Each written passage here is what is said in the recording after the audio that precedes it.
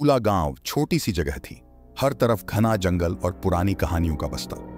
वहां एक नया लड़का आया था, रोहन। गांव वाले उसे नई व्यक्ति की तरह देखते थे, मगर रोहन का दिल साफ और बड़ी सोच वाला था। एक दिन रोहन ने गांव के बुजुर्गों से सुना कि जंगल में एक चुड़ैल रहती है। बुजुर्ग लोग बताते हैं कि रात के अंधेरे में वो जंगल में घूमती है, अपने लंबे बालों और भयानक रूप के साथ। रोहन को यह सब सुनकर बहुत उत्सुकता हुई और उसने तय किया कि वह जंगल में जाकर इस चुड़ैल के बारे में जाने। एक शाम रोहन जंगल के अंदर चला गया।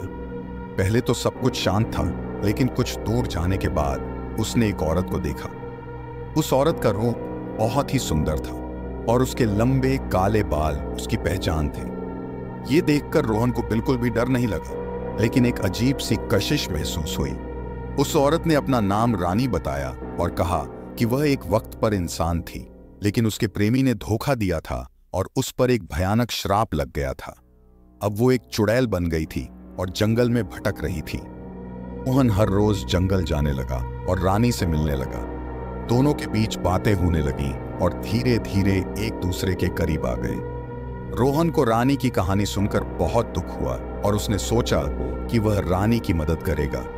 गांव वाले रोहन की बदलती आदतों को देखकर चिंता हो गई और उसने चेतावनी दी कि चुड़ैल के साथ दोस्ती करना बहुत खतरनाक हो सकता है। रोहन और रानी का प्यार दिन ब दिन बढ़ने लगा। रोहन को लगता था कि रानी के श्राप को तोड़कर उसे आजादी चाहिए। गांव वाले रोहन से दूरी बनाने लगे, क्योंकि उन्हें लगता था कि वह अब किसी टूटे इंसान के साथ रहेगा। एक दिन रानी ने रोहन से कहा कि अगर वह उसका असली रूप देखेगा तो शायद उसे डर लग सकता है। रोहन ने उसका हाथ पकड़कर कहा कि वो उसका साथ नहीं छोड़ेगा। रानी ने अपना असली रूप दिखाया। उसकी आंखों में खलियान और दांतों में तीखेपन का डर था। यह देखकर रोहन बहुत डर गया और वहां से भाग गया। चुड़ैल के रूप को देखकर उसका प्यार डर में बदल गया। रात को रोहन के घर के पास रानी आने लगी। हर रात उसकी खिड़की पर आकर उसका नाम बुलाती थी। उसके सपनों में आती है और हर कोने में रानी का साया देखा देने लगा। रोहन का जीवन एक कभी न खत्म होने वाले बुरे सपने में बदल गया। उसकी नींद उड़ गई, उसकी सेहत खराब होने लगी और वो हमेशा डर डर रहने लगा। गांव वाले रोहन के हाल देखकर और भी ज्यादा डरा गए और उसे अकेला छोड़ दिया। रोहन अकेला हर रात रानी के दर से जी रहा था। उसने गांव छोड़ने की कोशिश की, लेकिन रानी ने उसके पीछे छोड़ने को तैयार नहीं थी। एक तूफानी रात रोहन ने तय किया कि वो रानी का सामना करेगा और अपने डर का अंत करेगा। वह जंगल के अंदर गया, जहां रानी उसका इंतजार कर रही थी। दोनों का सामना हुआ और रोहन ने रानी से कहा कि वो उसे अपना पीछे छोड़ने दे। रानी की दलीलें तेज हो गईं और उसकी रूह का दर्द और भी गहरा हो गया। जंगल का जमीन हिलने लगा और अंधेरा रोहन को अपने अंदर सामने लगा।